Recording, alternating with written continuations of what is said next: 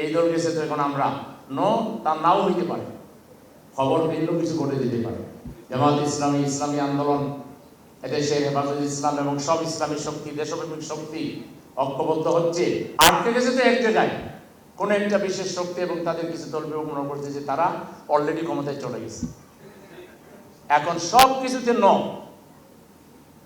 বিচারে সনদে তারপরে সব কিছুতে এক জায়গায় যে আটকে গেছে। আমার মনে হয় বাংলাদেশের জনগণ অপেক্ষা করেন, আপনাদের যারা ওই বিদায়ী ফ্যাসিস্টদের দূষণ করছেন, তাদের পুনর্বাসনের চেষ্টা করছেন আধিপত্যবাদী শক্তির প্রচেষ্টায়, আপনাদেরকে জনগণ বড় করে বলে দেবে ইনশাআল্লাহ। এত সোজা মনে করেন না, দেশের জনগণ অনেক এলা। পুরাতন মৌরসি সিস্টেমে এই দল গেছে তো এখন আমরা তা নাও হইতে পারে, খবর পেলেও কিছু ঘটে দিতে পারে। জামাত ইসলামী, ইসলামী আন্দোলন, এদেশের হেফাজত ইসলাম এবং সব ইসলামী শক্তি, দেশপ্রেমিক শক্তি ঐক্যবদ্ধ হচ্ছে। এই ঐক্যের কাছে নব্য ফেসিবাদ টিকতে পারবেন না।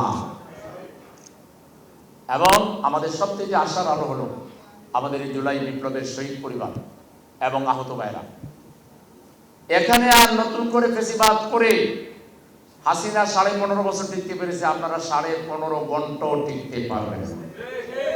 আপাতত মনে হইতে পারে জুলাই আন্দোলনের মধ্যে কিছুটা গ্যাপ হয়েছে, কিছুটা আপনার সমন্বয়ের অভাব, কিন্তু রক্ত ফিনকি দিয়ে উঠবে। যে পরিমাণ লোক এখানে শহীদ করা হয়েছে, এটা অবৈধ সরকার দেশের বৈধ নাগরিকদেরকে, ছাত্র, শিক্ষক, শিশু, শ্রমিক, আবার কিন্তু গণিতকে যেভাবে খুন করেছে প্রকাশ্য, প্রায় 2000 লোককে শহীদ করেছে, 30,000-এর উপরে লোককে আহত করেছে।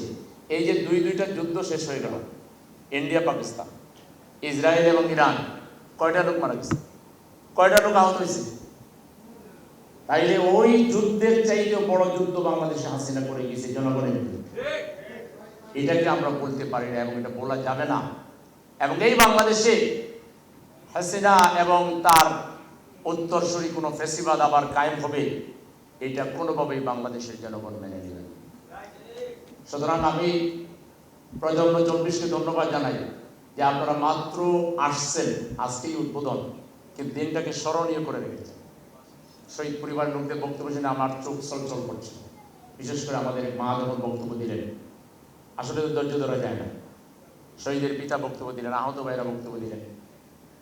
আমরা মনে করি এই মিডিয়া গোটা বাংলাদেশকে প্রতিনিধিত্ব করবে। আগামী দিনে জাতীয় মিডিয়াগুলো এখনো যে চরিত্র দেখাচ্ছে, এরা জনগণের পক্ষে আসবে না। আমাদের ন্যাশনাল মিডিয়াগুলো, আমি অন্তত গত 10 বছর থেকে এগুলো দেখি না, কারণ এগুলো হলো তলবিবাহক, দালালের চরিত্র তাদের মধ্যে, হলুদ সাংবাদিকতা।